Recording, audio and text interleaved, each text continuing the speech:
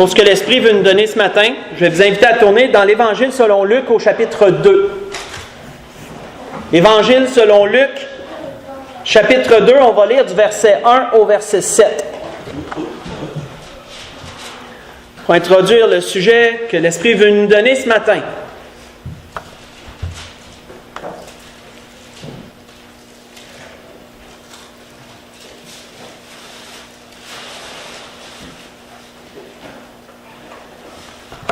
Il est dit, en ce temps-là, parut un édit de César Auguste, ordonnant un recensement de toute la terre. Ce premier recensement eut lieu pendant que Quirinius était gouverneur de Syrie. Tous allaient se faire inscrire, chacun dans sa ville. Joseph monta de la Galilée, de la ville de Nazareth, pour se rendre en Judée, dans la ville de David, appelée Bethléem, parce qu'il était de la maison et de la famille de David, afin de se faire inscrire avec Marie, sa fiancée, qui était enceinte. Pendant qu'il était là, le temps où Marie devait accoucher arriva, et elle enfanta son premier-né. Elle l'emmaillota, le coucha dans une crèche, parce qu'il n'y avait pas de place pour eux dans l'hôtellerie. On va arrêter là. Je vous disais, frères et sœurs, en introduction précédemment, que nous allions voir la vie de quelqu'un qui passait sous le radar. Et cette personne-là que le Seigneur veut qu'on scrute un peu plus profondément, son exemple, c'est Joseph. On parle souvent de Jésus, très souvent, c'est normal, c'est notre Sauveur, c'est notre Seigneur. On parle de Marie, de l'exemple que Marie était et tout, des belles choses qu'elle a fait, des sacrifices auxquels elle a consenti, mais on ne parle pas souvent de Joseph. Joseph est un peu comme éclipsé par Jésus, par Marie, on ne parle pas souvent de lui. Et l'Esprit veut vraiment nous faire scruter à la loupe l'exemple qu'il était, parce qu'il y a tellement de choses que Joseph a su communiquer comme exemple, frères et sœurs, et qui passent malheureusement sous le radar. Et l'Esprit veut vraiment nous donner de tout aller rechercher ces points, cet exemple qu'il était en tant que personne. Quoique il ne nous en ait pas dit beaucoup à propos de lui. Tournons dans Matthieu chapitre 1 et on va commencer cette étude sur Joseph ce matin. Dans Matthieu chapitre 1. Verset 18 au verset 23 pour débuter. Matthieu chapitre 1, verset 18 au verset 23. Un bel exemple que Joseph nous a laissé en plusieurs points et un exemple qui peut nous servir à chacun d'entre nous, qu'on soit un homme ou qu'on soit une femme. C'est pas parce que Joseph était un homme que l'Esprit veut s'adresser spécifiquement aux hommes ce matin. Il a laissé des choses qu'une femme peut appliquer dans sa vie autant qu'un homme peut appliquer dans sa vie. Nous voyons qu'il est dit, premièrement, à partir du verset 18, « Voici de quelle manière arriva la naissance de Jésus-Christ. Marie, sa mère, ayant été fiancée à Joseph, se trouva enceinte par la vertu du Saint-Esprit. Avant qu'ils aient habité ensemble. » Parce qu'à ce temps-là, frères et sœurs, comprenons bien comment ça fonctionnait. Ça fait longtemps, j'ai déjà prêché ça, très longtemps, de la façon que ça commençait, fiançailles, les relations, fréquentations, mariage, ça fait très longtemps. Mais en gros, pour un peu ramener ça à votre esprit, lorsque deux personnes voulaient passer leur vie ensemble, premièrement, il y avait les demandes et ensuite, ils étaient fiancés. Autrement dit, engagés. Fiancés, engagés, d'une part. Lorsque deux personnes étaient fiancées, ils étaient considérés mariés, mais ne pouvaient pas avoir de relations sexuelles ensemble parce qu'il y avait un temps de fiançailles qu'ils devaient respecter. Ou l'homme, s'il voulait avoir des entretiens avec sa future épouse, qui était considérée quand même sa femme, elle était réservée, devait passer par l'ami de l'époux. Il y avait tout le temps un ami qui était proche et il pouvait faire passer un message par son ami. C'est pour ça que Jean-Baptiste se disait l'ami de l'époux. Si vous faisiez référence à ce que Jean-Baptiste avait dit de lui-même, qu'il était l'ami de l'époux pour l'épouse, qui était la future Église, parce qu'il préparait les choses d'avance. Donc, il y a toute une compréhension. Et lorsque la période de fiançailles était terminée, il y avait une autre fête, et là, il y avait la relation sexuelle qui concluait le tout, et là, ils étaient complètement, je dirais, mariés, complètement. Mais fiancée, elle était considérée tout de même sa femme, aux yeux des hommes. Que personne d'autre aurait pu aller vers elle. Autrement dit, elle était fiancée. Donc, il est dit, avant qu'ils aient habité ensemble, parce que la période de fiançailles permettait à l'homme de préparer la demeure. La demeure pour que lorsque ça serait complété pour accueillir sa femme, là, ils seraient complètement unis par les liens sexuels et là, tout serait complété, on pourrait dire. Donc, c'est pour ça qu'il est spécifié avant qu'ils aient habité ensemble. Il est dit, Joseph, son époux, qui était un homme de bien et qui ne voulait pas la diffamer, se proposa de rompre secrètement avec elle. Parce qu'elle s'était retrouvée enceinte et ce n'était pas de lui. Donc, il ne savait pas quoi penser de ça. Ma femme me trompait avec un autre homme. Qu'est-ce qui est dit par la suite? Comme il y pensait, voici un ange du Seigneur lui apparut en songe et dit, Joseph, fils de David, ne crains pas de prendre avec toi ta femme. Voyez-vous que le mot femme revient souvent parce que même s'il était fiancé, il était considéré quand même marié. Donc, ta femme, car l'enfant qu'elle a conçu vient du Saint-Esprit. Elle enfantera un fils et tu lui donneras le nom de Jésus. C'est lui qui sauvera son peuple de ses péchés. Tout cela arriva afin que s'accomplisse ce que le Seigneur avait annoncé par le prophète. Voici la Vierge sera enceinte, elle enfantera un fils, et on lui donnera le nom d'Emmanuel, ce qui signifie Dieu avec nous. On peut reculer à la prophétie que Jérémie avait prononcée, que Isaïe avait prononcée dans Isaïe chapitre 7, qu'on a lu dernièrement à propos de ce point-là. Premier point, frères et sœurs, que Joseph nous a communiqué comme exemple qui est extrêmement grand, il est dit que Joseph, son époux, était un homme de bien. Comment pourrions-nous décrire un homme de bien? C'est un peu une façon de parler. Un homme de bien, on pourrait le dire comme, comme un homme juste qui cherchait toujours le bien d'autrui. On pourrait décrire un homme de bien de cette façon-là. C'était pas quelqu'un qui cherchait la bagarre. C'était pas quelqu'un qui cherchait à écraser son prochain. C'était quelqu'un qui essayait d'être juste, quelqu'un qui essayait d'être bon envers tout le monde. Il était un homme de bien. On voit qu'il nous est dit qu'il ne voulait pas la diffamer, il ne voulait pas diffamer Marie, parce qu'il était justement un homme de bien. Sa bonté, sa justice l'amenait à ne pas vouloir publiquement humilier Marie et aussi qu'elle soit lapidée. Parce que souvenons-nous, celui qui allait... C'était extrêmement grave en ce temps-là qu'une femme ait couché avec un autre homme étant mariée. C'était extrêmement grave. C'était de très graves conséquences. Et la loi d'ailleurs nous le rappelle, faites juste écouter, la loi de Moïse nous dit à ce propos, si l'on trouve un homme couché avec une femme mariée, ils mourront tous les deux. Il n'y avait pas de question à se poser. Ils mourront tous les deux, l'homme qui a couché avec la femme et la femme aussi. Tu ôteras ainsi le mal du milieu d'Israël. Mais si une jeune fille vierge est fiancée et qu'un homme la rencontre dans la ville et couche avec elle, vous les amènerez tous les deux à la porte de la ville. On a parlé de la porte de la ville dernièrement où toutes les choses étaient réglées. Vous les amènerez à la porte de la ville. Vous les lapiderez et ils mourront. La jeune fille, pour n'avoir pas crié dans la ville, autrement dit pour s'être laissé faire, pour avoir consenti à ce qui n'était pas légal, à ce qui n'était pas correct, et l'homme pour avoir déshonoré la femme de son prochain, parce que même si elle était fiancée, on vient de le mentionner, elle était considérée quand même comme mariée. Tu ôteras ainsi le mal du milieu de toi. Mais si, juste une spécification plus, mais si c'est dans les champs que cet homme rencontre la jeune fille fiancée, lui fait violence et couche avec elle, l'homme qui aura couché avec elle sera le seul puni de mort. Tu ne feras rien à la jeune fille. Elle n'est pas coupable d'un crime digne de mort, car il en est dans ce cas comme de celui où un homme se jette sur son prochain et lui ôte la vie. La jeune fille fiancée que cet homme a rencontrée dans le champ a pu crier et personne n'était là pour la secourir. Donc, vous voyez cela, ce que je vous ai lu dans le Deutéronome chapitre 22, portion relative à la loi. Deutéronome chapitre 22, j'ai lu à partir du verset 22 jusqu'au verset 27. Joseph savait pertinemment que s'il dénonçait publiquement Marie, il était dans ses droits de le faire. Il savait qu'elle serait lapidée. Il savait qu'elle serait humiliée devant tout le monde, premièrement. Il savait qu'elle serait lapidée, mais en plus, il savait que c'est lui qui devrait jeter le premier la pierre contre elle, parce que l'accusateur était toujours le premier à jeter la pierre. C'est pour ça, frères et sœurs, si on fait une référence à notre Seigneur, lorsqu'il y a eu cette femme adultère qui a été présentée au milieu de la foule, et que là, les publicains sont allés les pharisiens sont allés devant le Seigneur pour lui dire « Qu'est-ce qu'on fait dans ce cas-là? » Le Seigneur a bien dit que celui qui est sans péché jette le premier la pierre contre elle.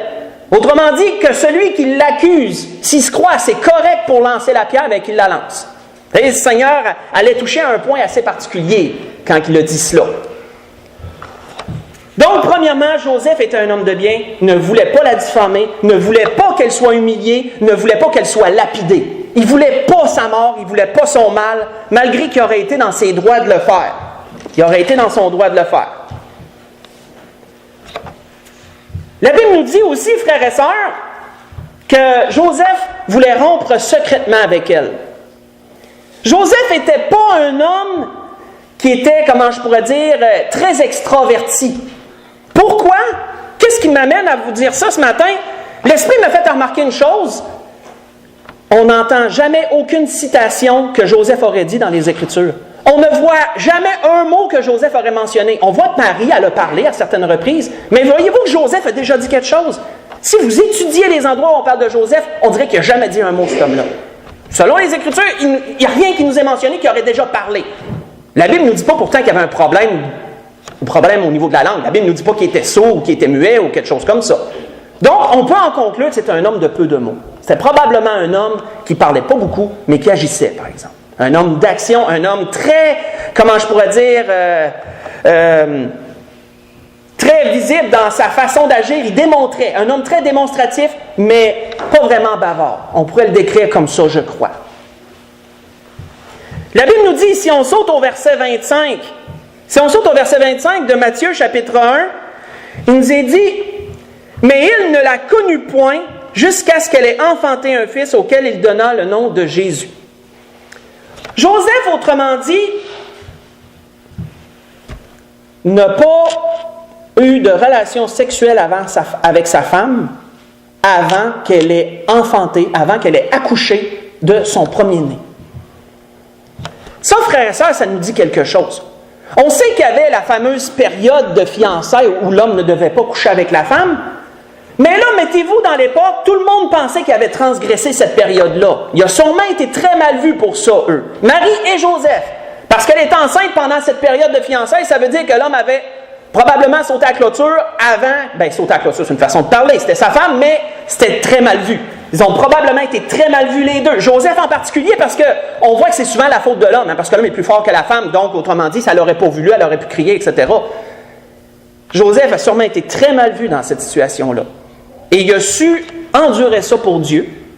Mais en plus, à ce temps que tout le monde pensait qu'il avait couché avec elle, il aurait bien pu se dire, je vais continuer à coucher avec ma femme. Et selon la loi, si une femme est enceinte, il n'y a rien, j'ai fait des recherches dans la loi de Moïse, puis il n'y a rien qui prescrivait que si elle était enceinte, un homme n'avait pas le droit de coucher avec elle. C'était son mari, là. Il n'y a rien qui prescrivait le contraire. Mais Joseph, frère et sœur, a été capable de respecter le Fils de Dieu au point qu'il s'est dit, je n'aurai pas de relation avec ma femme tant qu'elle portera le Fils de Dieu en elle. Ça, frères et sœurs, ça nous en dit beaucoup sur un premier point qu'on doit avoir dans notre vie. Gardons l'endroit, mais tournons dans Galates chapitre 5. Dans Galates chapitre 5.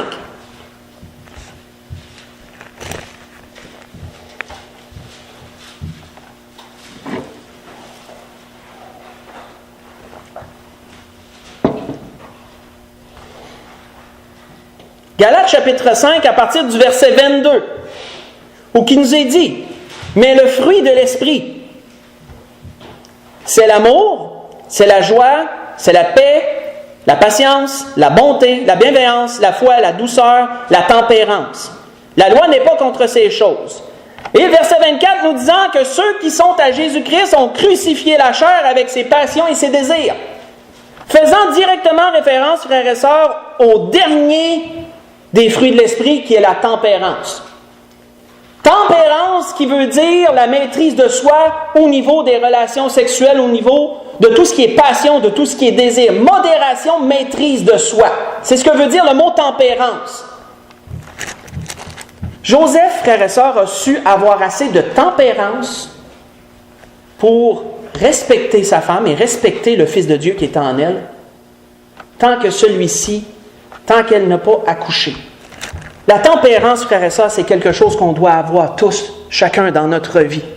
Parce qu'il arrive des situations où la chair veut des choses et où Dieu ne veut pas les choses que la chair veut. C'est pourquoi la Bible nous dit dans Galates que la chair et l'esprit sont opposés entre eux. Ils sont très, très, très souvent opposés entre eux. Et l'apôtre Paul a dit quoi?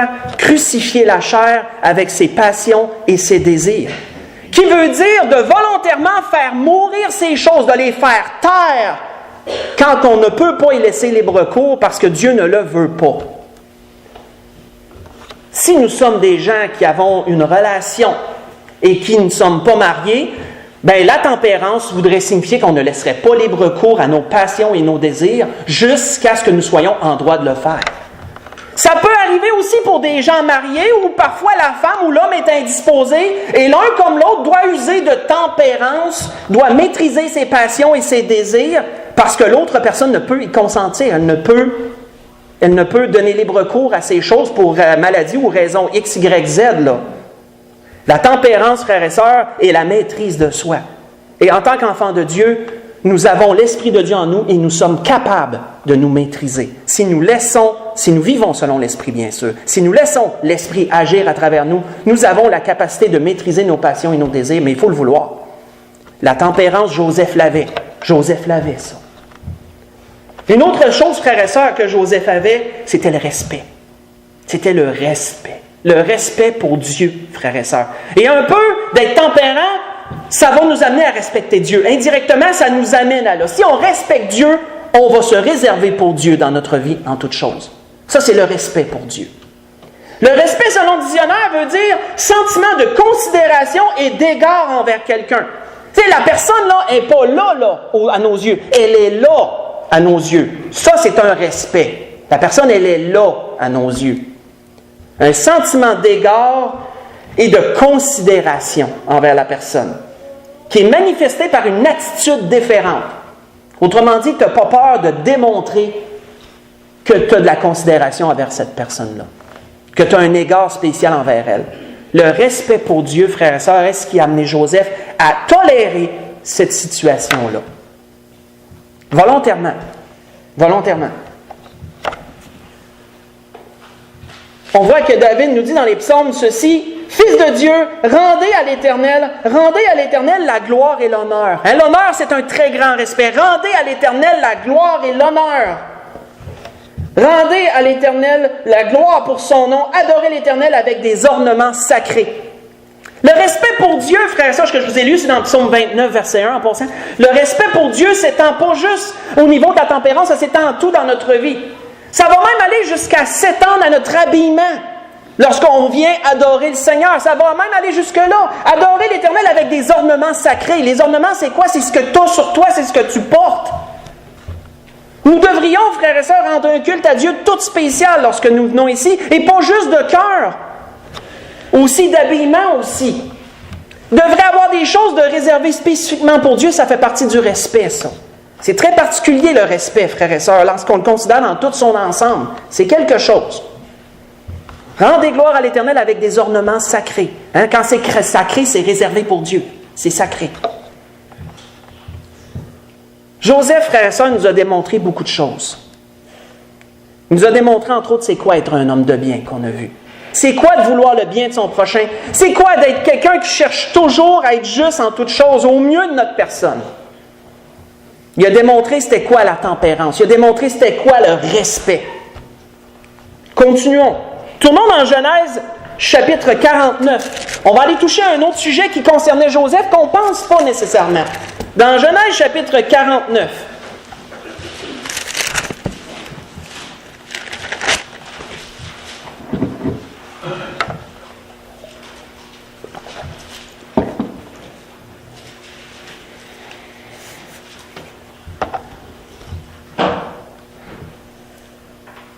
On va lire le verset 2 et 3 seulement, où on est dans la situation où Jacob appelle ses fils pour leur donner la dernière bénédiction, la bénédiction paternelle avant de mourir.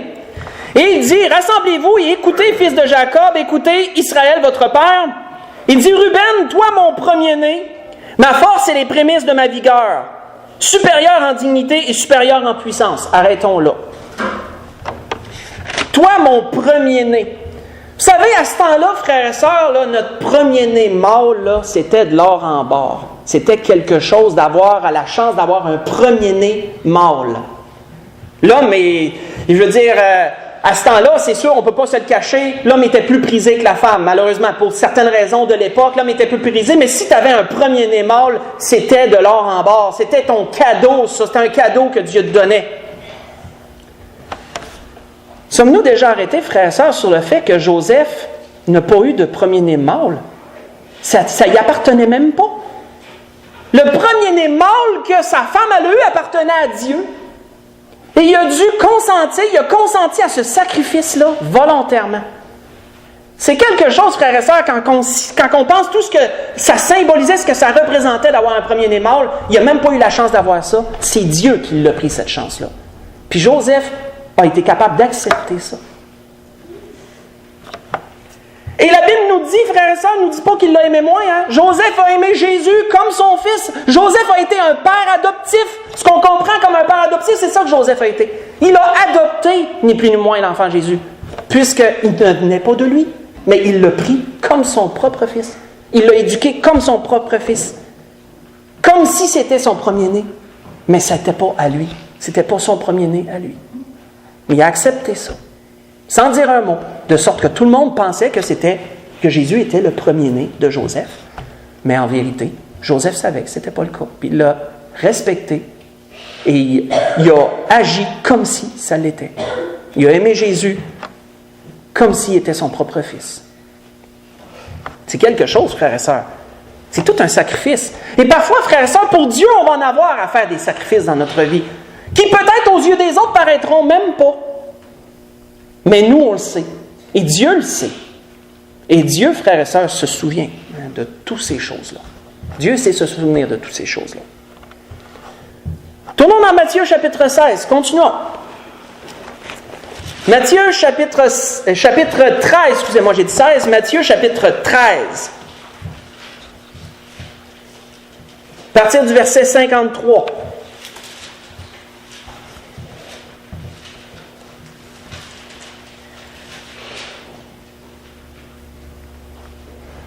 Il est dit, lorsque Jésus eut achevé ses paraboles, il partit de là. S'étant rendu dans sa patrie, autrement dit à Nazareth, où il a grandi, où il a été élevé, s'étant rendu dans sa patrie, il enseignait dans la synagogue, de sorte que ceux qui l'entendaient étaient étonnés et disaient, d'où lui viennent cette sagesse et ces miracles? N'est-ce pas le fils du charpentier? N'est-ce pas Marie qui est sa mère? Jacques, Joseph, Simon et Jude ne sont-ils pas ses frères parce qu'il y a eu d'autres enfants? Après que Marie eut accouché de Jésus, Joseph, il a connu sa femme, il a couché avec sa femme et là, Dieu l'a béni. Dieu a béni qu'il ait une famille, qu'il ait d'autres enfants après Jésus. Donc, il cite aussi les gens qui l'ont vu grandir, qui ont connu cette famille-là, citent les autres enfants. N'est-ce pas là le fils du charpentier? N'est-ce pas Marie qui est sa femme? N'est-ce pas ses frères à Jésus qui sont Joseph, etc., qui sont les autres, Jacques, Joseph, Simon et Jude? Et ses sœurs ne sont-elles pas parmi nous? D'où lui viennent donc toutes ces choses? Et il était pour eux une occasion de chute. Arrêtons-le, frères et sœurs. Voyons la remarque qu'ils ont faite. N'est-ce pas là le fils du charpentier? Premièrement, ça nous dit que s'ils l'ont reconnu Jésus comme le fils du charpentier, ça veut dire que Joseph l'a traité comme son fils. Si on dit carrément, n'est-ce pas là le fils du charpentier, ça nous démontre comment Joseph l'a aimé Jésus. Il l'a aimé comme son propre fils, comme on vient de mentionner. Mais cette remarque aussi, n'est-ce pas là le fils du charpentier, nous démontre, frères et sœurs, que même si Joseph savait qu'il était le tuteur du Fils de Dieu, ça ne lui a pas enflé la tête pour autant. Il a été capable de vivre une vie modeste. Il a été capable d'être humble. Moi, si je saurais, frères et sœurs, qu'Antoine est le Fils de Dieu, ça pourrait m'enfler la tête pas mal. Je pourrais peut-être agir comme quelqu'un de très, très important, parce que c'est le Fils de Dieu. La Bible ne nous dit pas que Joseph a fait ça. La Bible nous parle d'un homme qui a vécu simplement. D'un homme qui a été charpentier, qui était un métier ordinaire de l'époque. Charpentier, t'assemblais des montages. Ça pouvait être une chaise, ça pouvait être une maison. Tu étais une personne qui travaillait le bois, qui assemblait des montages pour faire des charpentes quelconques. Ça pouvait être grand, ça pouvait être petit. C'est un charpentier. Un métier modeste. Un métier qui ne nécessitait pas beaucoup d'éducation. Parce qu'encore là, les personnes faisaient référence, n'est-ce pas là, le fils du charpentier, comment lui viennent toute cette sagesse? Comme si Joseph n'aurait pas été capable de lui enseigner ça. Et on dénigrait un peu l'homme, de dire, cet homme-là n'aurait jamais eu assez d'éducation pour enseigner à Jésus tout ce qu'il sait. D'où lui vient donc toutes ces choses-là? Un homme très humble, frères et sœurs, que Joseph. Et l'humilité est encore, frères et sœurs, quelque chose que Dieu veut qu'on ait dans nos vies et que Dieu prise énormément. Énormément. Juste 2 choses que l'Esprit veut nous donner, faites juste écouter, où il est dit à un autre endroit, n'aspirez pas à ce qui est élevé. Et souvent, pourquoi qu'on veut aspirer à plus? Pourquoi qu'on veut aspirer à ce qui est élevé? C'est-tu mal d'aspirer à ce qui est élevé? C'est le motif. On revient toujours au motif. Pour quelle raison tu veux faire ça? Le motif, frères et sœurs, c'est le cœur de toute chose. Pourquoi tu fais ça? N'aspirez pas à ce qui est élevé, mais laissez-vous attirer par ce qui est humble. T'aspires à ce qui est élevé parce que tu veux être vu, parce que tu veux être remarqué, parce que tu veux... tu t'attends à quelque chose en retour? Motif n'est pas bon. N'aspirez pas à ce qui est élevé. Mais laissez-vous attirer par ce qui est humble, nous dit les Écritures par contre. Ne soyez point sages à vos propres yeux, disait l'apôtre Paul aux Romains. Joseph était un homme humble, il s'est laissé attirer parce qu'il était modeste. Il n'a pas aspiré à ce qui était élevé parce qu'il avait le Fils de Dieu, comme il était tuteur du Fils de Dieu. Il restait humble. Il a vécu une vie modeste, une vie simple. Son métier était peut-être méprisé, mais il était important. Tous ceux qui avaient des chaises dans le village, probablement, qui savaient que Joseph était un peu là-dedans. Il était un peu là-dedans. Quand même important. Un autre endroit, il nous a dit une dernière parole avant qu'on continue, toujours sur ce même sujet, qui est l'humilité. Très important d'avoir cela dans nos vies. Il est dit, ne faites rien par esprit de parti ou par vaine gloire, mais que l'humilité vous fasse regarder les autres comme étant au-dessus de vous-même. Hein, de jamais se penser trop sage, de jamais se penser trop savant, de jamais se penser trop fin, comme on dit en bas québécois. D'être capable de se considérer comme des personnes comme les autres. On n'est pas plus fin qu'un autre, en d'autres mots. Même si parfois on peut peut-être l'être, on ne se regarde pas comme ça. Que chacun de vous, au lieu de considérer ses propres intérêts, considère aussi ceux des autres. Vous voyez ça dans Philippiens chapitre 2, j'ai lu le verset 3 et le verset 4. Pourquoi on doit agir ainsi? Parce que David nous rappelait dans les psaumes, l'Éternel est élevé, il voit les humbles et il reconnaît de loin les orgueilleux. Vous voyez ça dans le psaume 138, verset 6. Et Dieu voit, Dieu sonde, Dieu connaît toutes choses. Une autre chose, frères et sœurs, qu'on peut considérer à propos de Joseph, tournons dans Matthieu chapitre 1. Retournons plutôt dans Matthieu chapitre 1. Il y a un verset qu'on n'a pas lu, c'était volontaire, c'est là qu'on va s'y attaquer. Verset 24, Matthieu chapitre 1.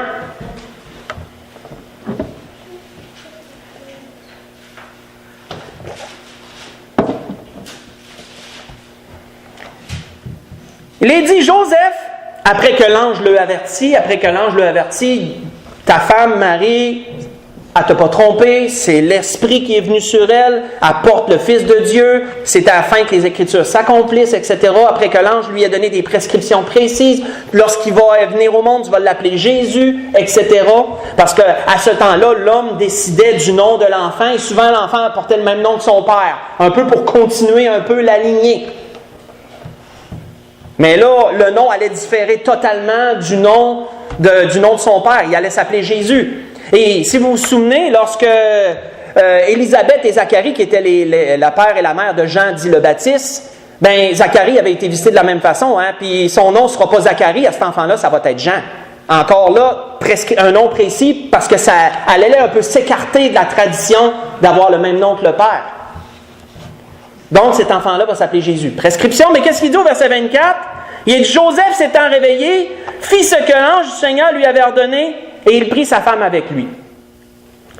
Frères et sœurs, une des choses qui nous est démontrée, même si Joseph ne parlait pas beaucoup, en tout cas, il ne nous est pas donné de citation qui a dit quelque chose, c'était un homme qui agissait, un homme extrêmement obéissant à ce qui lui était demandé. Dans tout ce qu'on peut voir, frères et sœurs, Joseph, là, il était sa coche. Il obéissait. Il se faisait dire ça, il faisait ça. Et la Bible ne nous dit pas qu'il était réticent, la Bible ne nous dit pas qu'il astinait ou que quoi que ce soit. Il faisait ça. Ça y était demandé, il le faisait. La Bible nous dit qu'il a pris sa femme avec lui. Je vous ai parlé tantôt d'un peu la mauvaise image que ça a dû donner. Il a pris tout de suite sa femme avec lui, même si la période n'était pas terminée. Et là, tout le monde a dû se dire, oh, ils n'ont pas été capables d'attendre la fin des fiançailles, eux autres. Parce que là, ça devait paraître que Marie était enceinte puisque Joseph il a pu le reconnaître. Et certainement que d'autres personnes aussi l'avaient reconnu. Il l'a pris avec lui. Joseph a été capable de faire fi de tout ce qu'on aurait pu penser de lui. Il était capable de faire fi de tout ça. Il était en règle avec Dieu et c'était ça qui comptait. Et pour lui, c'était ça qui comptait. L'obéissance, frères et sœurs. L'obéissance. Si on lit dans Matthieu chapitre 2, qui n'est pas tellement plus loin, à partir du verset 13, voyons autre chose qui a été demandé à Joseph. On s'en va tranquillement vers la conclusion. À partir du verset 13, Matthieu chapitre 2, à partir du verset 13 jusqu'au verset 15, il nous est dit, lorsqu'ils furent partis, en parlant des mages, là on avance un petit peu dans l'histoire, voici un ange du Seigneur apparut en songe à Joseph et dit, lève-toi, prends le petit enfant et sa mère, fuis en Égypte, reste-y jusqu'à ce que je te parle, car Hérode cherchera le petit enfant pour le faire périr. Joseph se leva, prit de nuit le petit enfant. C'était pas le temps de s'ostiner, là. C'était pas le temps de dire, pourquoi je comprends pas? On est bien établi, une petite maison de bâtie, certainement un petit train de vie quotidien. Pourquoi je partirai aujourd'hui? Pourquoi pas plus tard? S'il aurait pris le temps de s'ostiner, probablement que les soldats auraient eu le temps d'arriver puis que Jésus aurait été mis à mort avec les autres. Mais la Bible nous dit de nuit. Autrement dit, là, quand tu as un songe, normalement tu dors. Ou tu es dans la nuit, parce que la Bible nous dit que tu te réveilles après. Ça veut dire que dès qu'il s'est réveillé, là, il s'est levé comme une balle probablement, pris des affaires rapides, il a dit à Marie, regarde, viens-t'en, on se lève, on s'en va, j'ai eu un songe, on s'en va tout de suite. Et directement de nuit, la Bible nous dit qu'il est parti. Joseph se leva, prit de nuit le petit enfant et sa mère et se retira en Égypte. Il resta jusqu'à la mort d'Hérode afin que s'accomplisse ce que le Seigneur avait annoncé par le prophète. J'ai appelé mon fils hors d'Égypte. Si on saute au verset 19, pour continuer, quand Hérode fut mort, voici un ange du Seigneur lui apparut en songe en Égypte. Écoute, tu te refais une vie là-bas, là. On ne sait pas combien de temps qu'il est resté là-bas. On peut avoir une idée approximative. Mais quand tu es rendu là-bas, tu te refais une vie là-bas. Tu te retrouves une petite demeure, un emploi, un petit train de vie. Et que là, qu'est-ce qui arrive? L'ange du Seigneur vient encore t'apparaître. Et là, il dit, lève-toi, prends le petit enfant et sa mère et va dans le pays d'Israël, car ceux qui en voulaient à la vie du petit enfant sont morts. Joseph se leva, prit le petit enfant et sa mère et s'en alla dans le pays d'Israël. Mais ayant appris qu'Archelaüs régnait sur la Judée à la place d'Hérode son père, il craignit de s'y rendre. Et divinement averti en songe, tu as des questions, tu n'es pas sûr, tu dis, Seigneur répond à tes questions. Seigneur va te répondre. Seigneur a pris le temps d'y répondre, puis il a dit, OK, va-t'en en place vers Nazareth. Va-t'en pas en Judée, va-t'en en place vers Nazareth, qui n'était pas en Judée. Et donc, il est dit, il se retira dans le territoire de la Galilée. Il vint à demeurer dans une ville appelée Nazareth, afin que s'accomplisse ce qui avait été annoncé par les prophètes. Il sera appelé Nazaréen. Jésus a été appelé le Nazaréen parce qu'il venait de cette ville, de la ville de Nazareth. Et frères et sœurs, il y a bien d'autres endroits qu'on pourrait citer. On pourrait citer quand que Jésus est né, après le 8e jour, Joseph et Marie sont allés au temple, selon la loi, sont allés offrir le sacrifice, sont allés présenter au Seigneur, sont allés présenter à l'Éternel le premier-né, parce que la loi disait que tout premier-né mâle serait consacré à l'Éternel. Ils ont suivi la loi. La Bible nous dit dans Luc chapitre 2, verset 41, qu'à toutes les années, il s'en allait à la fête de Pâques, qu'à toutes les années, il prenait la peine de se déplacer. Il n'était pas pourtant riche à craquer, là.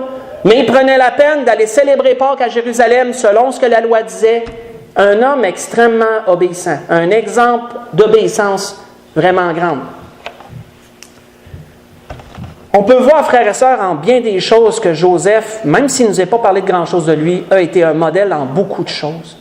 Un homme bien, un homme de bien, un homme tempérant, un homme respectueux, un homme humble. Un homme obéissant. Continuons. Là, l'Esprit nous amène dans quelque chose d'autre pour conclure. Dans Ésaïe chapitre 7, on va aller relire la prophétie qu'Ésaïe avait mentionnée à propos du Seigneur. On va aller sortir quelque chose de particulier de ça. Dans Ésaïe chapitre 7,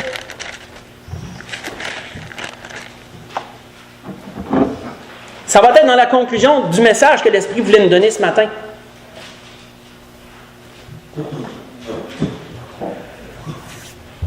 Ésaïe chapitre 7, à partir du verset 14, parler le principal de la prophétie qu'Ésaïe avait apportée à propos de notre Seigneur à venir, dans ce temps-là, si on se réfère à ce temps-là. Donc, Ésaïe avait dit au roi Achaz, il dit, c'est pourquoi le Seigneur lui-même vous donnera un signe. Voici la Vierge deviendra enceinte. Elle enfantera un fils et elle lui donnera le nom d'Emmanuel. Il mangera de la crème et du miel jusqu'à ce qu'il sache rejeter le mal et choisir le bien. Mais avant que l'enfant sache rejeter le mal et choisir le bien, le pays dont tu crains les 2 rois sera abandonné. Arrêtons là. Mon frère et sœur, l'Esprit m'a vraiment interpellé afin que l'enfant sache rejeter le mal et choisir le bien. Pour que tu saches quelque chose, il a fallu que tu l'apprennes. Suite logique. Tu ne peux pas savoir ce que tu n'as pas appris. Je veux dire, c'est...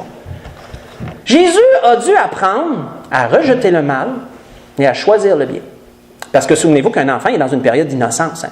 Il y a une période d'innocence. Et Jésus était dans un corps. Je veux dire, Dieu était dans un corps d'enfant. L'enfant était dans cette période d'innocence. Jésus a connu la période d'innocence comme tous les enfants la connaissent. Et il a dû recevoir des bonnes valeurs pour pouvoir faire les bons choix. Est-ce que Dieu, pensez-vous là, pensez-y, est-ce que Dieu aurait pu confier son fils à des parents qui marchaient tout croche? Est-ce que ça leur aurait donné le même résultat? On ne veut pas aller trop loin là-dedans. Mais est-ce que Dieu aurait pu confier son fils à des gens qui n'obéissaient pas à la loi, à des gens qui vivaient de travers? Quel genre de valeur ces gens-là auraient communiqué à cet enfant-là? Là, ça nous amène comme, wow! Et Dieu a choisi des parents qui étaient respectueux de la loi, etc., des bons parents qui ont pu transmettre la bonne information et l'enfant a su rejeter le mal et choisir le bien. Il y a quelque chose. Parce que, frères et sœurs, quand on regarde la vie de notre Seigneur, quand on scrute la vie de Jésus, on peut voir beaucoup de choses que Joseph était. Jésus était un homme de bien. Jésus était un homme de bien. Il était toujours juste, cherchait toujours le bien d'autrui. Jésus était un homme tempérant, on peut le dire. La Bible nous dit qu'il y avait des femmes qui le suivaient tout le temps. Si Jésus aurait voulu user de son autorité pour faire quelque chose de croche, il aurait certainement pu le faire. Il était entouré de femmes, la Bible est très claire là-dessus. Jésus il a su parfaitement accepter le rôle que Dieu lui avait donné. Il savait qu'il venait mourir à la croix pour le péché de l'humanité. Il savait que sa vie allait se terminer de façon, je dirais, douloureuse, humiliante, etc. Il y a consenti volontairement. Jésus a été quelqu'un qui a vécu très simplement, puisque la parole nous dit, Jésus répondit, les renards ont des tanières, les oiseaux du ciel ont des nids, mais le Fils de l'homme n'a pas lieu où reposer sa tête. C'est les Écritures. Dans Matthieu chapitre 8, verset 20. Jésus a été d'une humilité absolument parfaite. Philippiens chapitre 2, verset 5 à 11, nous le mentionne très bien l'humilité du Seigneur. Jésus a été obéissant à son Père en toutes choses. Jésus a été sa coche d'un bout à l'autre. Est-ce qu'on peut dire que c'est juste à cause de Joseph? Non, on n'ira pas jusque-là. Dieu était quand même dans ce corps-là. Sauf que, frères et sœurs, certainement que l'exemple que Joseph a donné à son fils adoptif était pour un petit peu, on pourrait dire quelque chose. On pourrait dire qu'il y avait sûrement un minimum de quelque chose. Parce que sinon, Dieu aurait pu donner cet enfant-là à n'importe qui. Dieu aurait pu donner Jésus à n'importe quel parent et ça aurait donné le même résultat. Mais Dieu, le Père, a choisi des parents qui donnaient un bon exemple pour son fils pour la suite des choses. Donc, frère, ça nous démontre qu'il y avait sûrement un petit peu de Joseph dans la façon que le Seigneur était, un minimum du moins. Et ça nous amène, frères et sœurs, à quel exemple qu'on laisse à nos enfants. Ça peut nous ramener à ça, par billet, par ricochet, ça peut nous amener à ça. Si on est un jeune parent et qu'on a des enfants à notre charge, qu'est-ce qu'on leur laisse comme information? Qu'est-ce qu'on leur laisse comme exemple? Parce que ces enfants-là vont reproduire notre schéma. Ils vont reproduire notre schéma de ce qu'ils ont vu, de ce qu'ils ont entendu. Comment on a réagi dans telle et telle circonstance? Avons-nous été tempérants dans notre vie? Si on réfère à ça, avons-nous été patients? Avons-nous été des gens humbles? Tout ce qu'on aura fait va se transmettre par ricochet. Les enfants vont suivre l'exemple. Ils vont reproduire le schéma. Puissions-nous, frères et sœurs, être comme Joseph. Puissions-nous être comme Joseph dans notre vie. Et apprendre de toutes les valeurs qu'il a su léguer à notre Seigneur. Apprendre de l'exemple qui a été comme père. Homme de peu de mots, mais homme qui agissait. C'est la grâce que je nous souhaite, frère. Ça, c'était ce que l'Esprit voulait nous donner ce matin. On peut se lever pour le dernier cantique.